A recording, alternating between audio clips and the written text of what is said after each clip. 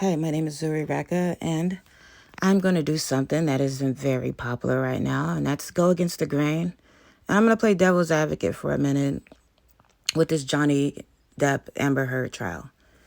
And I'm going to say for a minute, let's just suppose that he's not this innocent abuse victim that everyone is saying that he is. What if he is indeed guilty? I'm going to first of all offer a disclaimer by saying that I don't believe that Amber Heard is completely innocent either. I think they're both guilty, honestly. I think that she provoked this man a lot and that she was abusing him, that they might have been abusing each other, maybe. The reason why I just don't believe that he's this abuse victim is because, number one, if he was getting abused so bad from her, why did he stay with her? He could have left her at any time. It's not like he was with her for monetary reasons. Because the man is rich. Has way more money and is more wealthier than Amber is. Is wealthier a word? Anyway, he has more wealth. So why did he stay with her? He didn't need to. He didn't have a problem with leaving the mother of his children.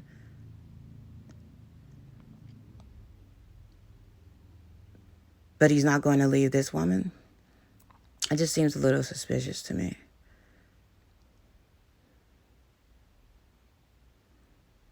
Because he could have easily just been like, you know what, I'm done. If you can leave the mother of your children, then it shouldn't be hard for you to leave someone that you don't even have any children with. I think a lot of men that are abused probably stay in the relationship because they have children with the abuser. And I don't know every situation there. I know they're different. And I think a lot of them stay for maybe financial reasons. Who knows? So that was just one observation that I have about that in regards to that. So one of the things that is interesting about this trial, that if I was Amber Heard lawyers, I would have brought up the fact that Johnny Depp might have dissociative personality disorder. I am by no means a psychiatrist or a psychologist or anything like that. I've only taken a couple of psychology classes. But I do know that he was abused by his mother. And I know that a lot of people that are abused and suffer through really traumatic experiences develop dissociative personality disorder. And I think some of them even black out from what I've heard. So they don't even remember what's going on while they switch personalities. So he may not even be aware or remember. But I do know that he called himself the monster. And all of her friends called him the monster, which is interesting. So he might not even think, when he says that he's not guilty, he could really believe that because in his mind, he didn't do anything. Johnny Depp is innocent. It's the monster. The monster is the one that did everything. If I was her attorney, I would have asked him while he's on the stand, did the monster abuse Amber? That's what I would ask him, because he could just be blaming everything on the monster. I've seen people do this before. It's not like it hasn't been done. So I think that they should have asked him that. I mean, he still probably would have denied that, but it would have just been interesting to see what his response was. One of the things that people like to bring up when they're speculating on the abuse allegations, they like to talk about how in his past relationships there wasn't any abuse, or his partners haven't come forth with any information in regards to that. And what I would like to say to that is that people change over the time. People change, and people are different when they're in different relationships with different people. Maybe his ex-partners didn't provoke him in the same way that Amber Heard did. And at time, age changes people. Money changes people. He got significantly more rich and famous when he was with Amber Heard than when he was with Winona Ryder. And even with Kate Moss. He didn't have enough money to buy islands and things like that.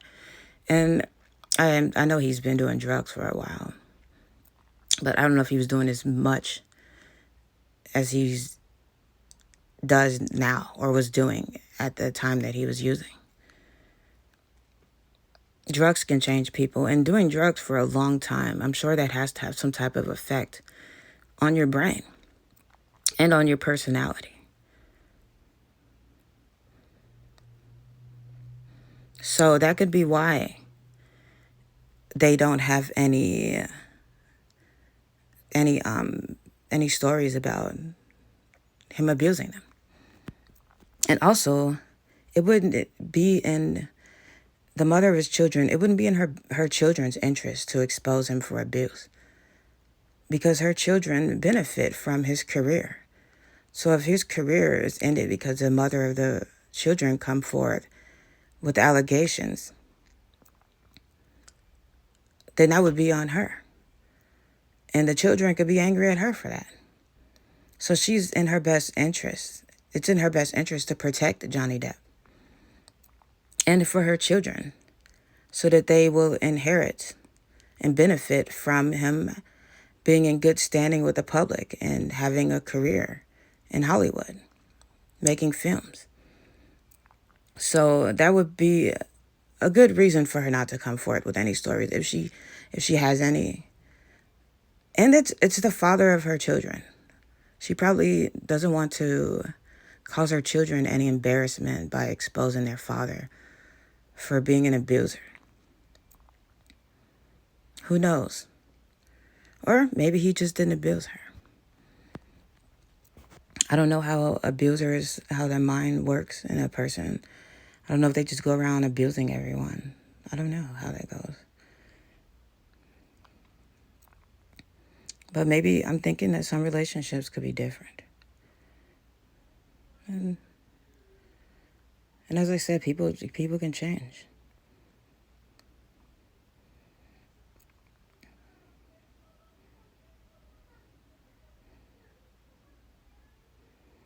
I don't really know if he's a demon or if he's a sweet, innocent angel. I don't know. I'm just playing devil's advocate here and just saying that maybe this could be an explanation for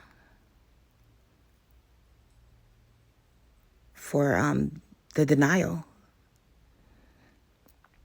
of the abuse. I mean, who knows? And this is all speculation. It's all my opinion. It's just something about him that rubs me the wrong way. I don't know what it is. But I don't really trust a lot of people. So there's that.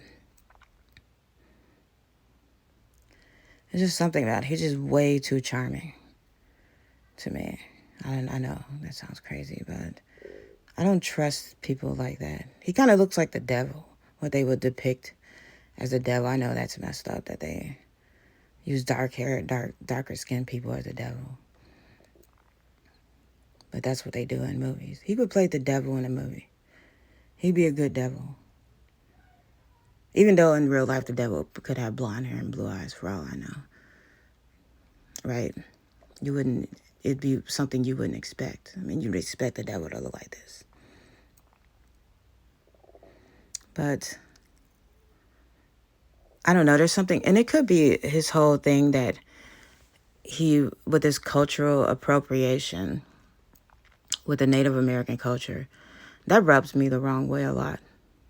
Because this man has been claiming for years that he's of Cherokee descent, and he hasn't proved that, which you can easily do nowadays by just taking a simple DNA test. I mean, I don't have Johnny Depp's money, but I had a DNA test done over 10 years ago, just so I can find out my ancestry. or have an idea, because I know the test isn't accurate. He could have had a test done, and he could have dispelled the rumors. But instead of doing that, he just and that right there is just disrespectful. He had an ad with Dior for a cologne called Sauvage or something. Maybe that's savage in French, I guess. And I'm not even Native American at all. But it offended me. I'm not going to lie. I was like, what the seriously? They should have had a bunch of colonizers in that commercial. I mean, those were the real savage people. I mean, what they did to the Native Americans was very savage. If we really want to go there, he just goes around appropriating their culture. And I did a check on his ethnicity just to see if he had any. And from the Google, it says that he doesn't. He was like primarily European, and it said that he had West African ancestry, which I thought was interesting because he never talks about that. You would never hear him say anything about having West. He won't be having any tattoos of Africa, but he has the tattoos of the feathers. He's not going to tell anybody about that. And I heard that he was the descendant of a slave that was like the first slave that sued for slavery. I thought that was interesting. But I've never heard him. I can't find an interview of him speaking at all about this. And in all fairness, he probably really did believe that he was Native American because his parents probably told him that. That's if he is indeed. I mean, I don't know if he is or not, but I was told when I was younger that we have Native American in my family. I saw a picture of my great-great-grandmother, and she looked Native American. Her name was Grandma Tina. She looked Native American. Then I had the DNA test done, and it didn't say any Native American blood at all. 0. So I think a lot of people back in the day, a lot of black people would just pass for Native American that were mixed because it would probably just be easier for them to say that they were Native American than to claim the race of the oppressors at that point. Claim the race of the people that were raping them. So that makes complete sense. And someone along in his bloodlines that could have happened. Or he could be Native American, but like I said, it's very simple to prove. And he hasn't done that.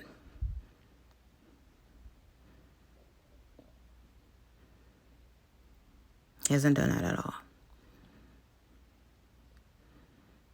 I think that if he was just such this wonderful, upstanding person that everyone paints him out to be, that number one, he wouldn't take roles that were for Native American people, considering that he's not Native American. He wouldn't go around appropriating their culture, claiming to be Native American, and saying racist things like he's a drunk Indian, and saying all these ridiculous racist things like that. These racist stereotypical things that he's saying about Native American. No, you're a drunk white person. That's what you are. Your ancestors were drunks too. You're English and Irish and Scottish. Yeah. Your people even made up their own damn alcohol. Scotch. He was just this wonderful, amazing person that people tried to paint him out to be. Why doesn't he just come forth and tell the truth? Why is he afraid or ashamed of his West African ancestry? That's what it seems. It seems like he is to me. To be quite frank with you. He's very quiet about that.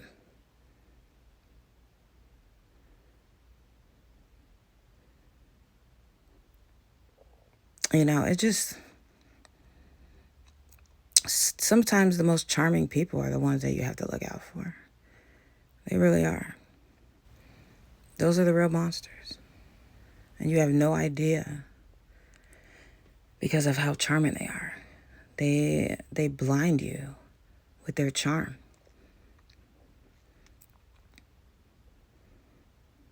And people put these actors, these celebrities on a pedestal that they can do no wrong in their eyes. You don't know what a person is like behind closed doors just because they show you they're one way in public. People are complex. And like Shrek said, people have layers. Like ogres, like an orange. We're not just one way. We all have different personalities when we're different people. So it's going to be interesting to see the outcome of this case. And again, I want to reiterate, I don't think that Amber Heard is this innocent victim in all of this. I think that something is seriously wrong with her, just based on what I've seen. I think they both need help, and them together is just a disaster. Like, they're both crazy as hell. Two crazy people like that do not need to be together. It's like Bobby Brown and Whitney Houston. Now, I can call them crazy because I'm crazy. And I can say that they do not, two crazy people, no. One person has to be kind of normal. Mostly normal, you know. So, I'm not really on either one of their side, to be honest with you. I'm just on the side of the truth. And eventually we will all find out what the truth is.